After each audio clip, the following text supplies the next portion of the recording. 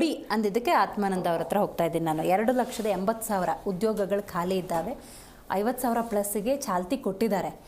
But ಅಂದ್ಕೊಂಡಂಗೆ ಆಗ್ತಾ ಇದೆಯಾ madam? ಇದರಲ್ಲಿ ಏನಾಗಿದೆ, ಇದು ಭಾಳ ಮುಖ್ಯವಾದ ವಿಷಯ ನೀವು ಕೇಳಿದ್ದೀರಿ. ಇವತ್ತು ಕಾಂತರಾಜು ವರದಿ ಮಾಡಿಸಿದ್ರು. ಕಾಂತರಾಜು ವರದಿಯನ್ನು ಬದಿಗಿಟ್ಟು ಆದ ನಂತರ ಜಯಪ್ರಕಾಶ್ ಹೆಗಡೆ ಅವರು ಬಂದು ಆ ವರದಿಯನ್ನು ಇಂಪ್ಲಿಮೆಂಟ್ ಮಾಡ್ಕೊಂಡ್ರು. ಅದಾದಮೇಲೆ ನಾಗಮೋಹನ್ ದಾಸ್ ವಿಶೇಷವಾಗಿ ಅವ್ರದೇ ಮಾಡಿದ್ದಂಥದ್ದನ್ನು ಮತ್ತೆ ಪುರಸ್ಕರಿಸಲಿಕ್ಕೆ 168 ಕೋಟಿ ನಾಗಮೋಹನ್ ದಾಸ್ ವರದಿ ಮಾಡಿಸಿ ಮತ್ತೆ ಅದನ್ನು ಪರಿಷ್ಕರಣೆ ಮಾಡಿ ಇದಿಲ್ಲ ಸರಿ ಹೋಗಿಲ್ಲ ಅಂತೇಳಿ ಮತ್ತೆ ಇನ್ನೊಂದು ಬಾರಿ ಕಾಲಾವಕಾಶಗಳನ್ನು ಕೊಟ್ಟು 420 ಕೋಟಿಯನ್ನು ಖರ್ಚು ಮಾಡಿದ್ರು. ಒಟ್ಟಾರೆ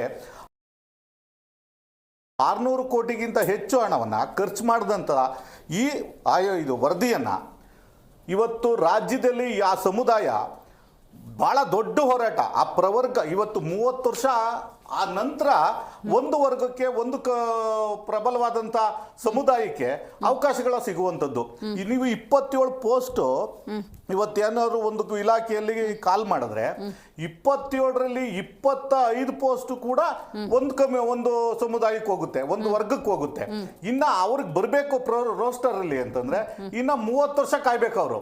ಈ ತರದ ಒಂದು ಯಾಕೆ ಅಂದ್ರೆ ಅದಾಗಿರೋದೇನಂದ್ರೆ ಆ ಬಲಗೈ ಸಮುದಾಯದ ಒಟ್ಟಾರೆ ಜನಸಂಖ್ಯೆ 36 ಲಕ್ಷ ಆಗುತ್ತೆ. ಅದನ್ನ ಏನ್ ಮಾಡಿದ್ದಾರೆ ನಾಗಮೋಹನ್ ದಾಸ್ ಅವರು 4 ಭಾಗಗಳಾಗಿ ಅದನ್ನ ವಿಂಗಡಿಸ್ಬಿಟ್ಟಿದ್ದಾರೆ. ಒಂದು ಏನು ಆದಿ ಕರ್ನಾಟಕ, ಹೊಲೆಯ, ಛಲವಾದಿ, ಆದಿ ಆಂಧ್ರ, ಈ ತರ ಅದು ಒಟ್ಟಾರೆ ಮಾಡಿದ್ರೆ ಅವರೆಲ್ಲರೂ ಕೂಡ ಬಲಗೈ ಸಮುದಾಯದವ್ರೆ. ಅವ್ರ ಕೂಗೇನಿತ್ತು ಅಂದ್ರೆ ಅವರೆಲ್ಲರನ್ನೂ ಒಟ್ಟು ಮಾಡಿದ್ರೆ 36 ಲಕ್ಷ ಆಗ್ತೀವಿ, ಅತಿ ದೊಡ್ಡ ಸಮುದಾಯ ನಾವು ಆಗ್ತೀವಿ. ಅವ್ರು ಯಾವತ್ತೂ ಕೂಡ ಆ ಸಮುದಾಯ ಇದನ್ನ ವಿರೋಧ ಮಾಡಿದ್ದೇ ಇಲ್ಲ, ಒಳ ಮೀಸಲಾತಿಯನ್ನ ಖಂಡಿತವಾಗ್ಲೂ ಇಂಪ್ಲಿಮೆಂಟ್ ಮಾಡಿ ಅಂತ.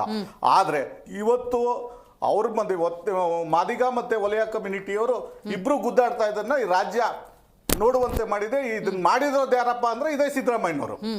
ಹಾಗಾಗಿ 52,000 ಪೋಸ್ಟ್ ಇವತ್ತು ಕಾಲ್ ಮಾಡಿದಾರಲ್ಲ, ಅದನ್ನ ಮತ್ತೆ ಎಲ್ಗೋದ್ರಿ ಇವರು 15% ನಾವು ತುಂಬ್ತೀವಿ ಅಂತ.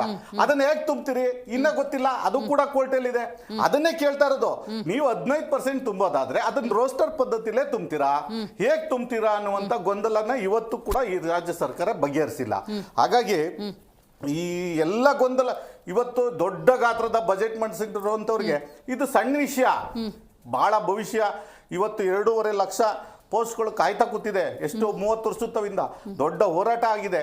ಇದನ್ನ ಒಂದು ತಾತ್ವಿಕ ಹಂತಕ್ಕೆ ತಗೊಂಡು ಹೋಗ್ಬೇಕಾಗಿತ್ತು. ಅದನ್ನ ಬಿಟ್ಬಿಟ್ಟು ಇವತ್ತು ನಾನು 17% ಕೊಟ್ಟೆ ಅಂತೇಳಿ ಅದನ್ನೆಲ್ಲ ಬದಿಗಿಟ್ಟು ಮತ್ತೆ ಅದೇ 15% ಬಂದಿದಾರಲ್ಲ, ಇದು ಒಂದ್ ಕಡೆ ಆ ಸಮುದಾಯವನ್ನ ಎಲ್ಲೋ ಒಂದ್ ಕಡೆ ಕಡೆಗಣಿಸ್ತಾ ಇದ್ದಾರೆ. ಅವರಲ್ಲೇ ಒಳಜಗಳಗಳನ್ನ ಸೃಷ್ಟಿ ಮಾಡುವಂತ ಕೆಲಸವನ್ನ ಮಾಡ್ತಾ ಇದ್ದಾರೆ. ಇದರಿಂದನೇ ಇವರು ಸಿಎಂ ಕುರ್ಚಿಯನ್ನ ಭದ್ರ ಮಾಡ್ಕೊತಾ ಇದ್ದಾರೆ ಅನ್ನುವಂಥದ್ದು ನಮ್ ಕೂಗು. ಮಾನ್ಯ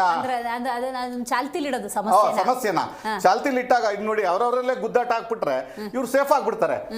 ವಕ್ತಾರರು ಅವಾಗ ಬೇರೆ ಯಾವ ನಾಯಕ ಬಂದ್ರು ಆ ಸಮಸ್ಯೆ ಬಗೆಹರಿಸಕ್ಕೆ ಖಂಡಿತ ನೋಡಿ. ಇವತ್ತು ವಕ್ತಾರರು ಬಹಳ ಚೆನ್ನಾಗಿ ಹೇಳಿದ್ರು. ಎಲ್ಲಿಂದ ದೇವರಾಜ್ ಅರಸೋರ್ವಿಂದ ಹಿಡಿದು ಅಪ್ ಟು ಬಂಗಾರಪ್ಪನವರು, ಬಂಗಾರಪ್ಪ ಆದ್ಮೇಲೆ ಸಿದ್ದರಾಮಯ್ಯನವ್ರವರೆಗೂ ಯಾವುದೋ ಒಂದು ಹುಷಾರಿಂದಾಗಿ ಜಯಂತ್ ಪಟೇಲ್ ಬಂದು ಬಂಗಾರಪ್ಪನ ಕೂರಿಸ್ಬಿಟ್ರು.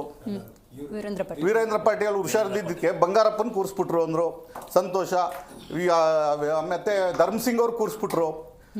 ನಿಮಗೆ ಇಡೀ ಜೀತ ಮಾಡಿದಂಥ ಪರಿಸ್ಥಿತಿಲಿ ಆ ಸಮುದಾಯ ನಿಮ್ಮನ್ನ ಕೈ ಹಿಡೀತಲ್ಲ, ಕಾಂಗ್ರೆಸ್ ಅನ್ನ ಅನೇಕ ಘಟಾನುಘಟಿ ನಾಯಕರು ಅಲ್ಲಿದ್ರಲ್ಲ.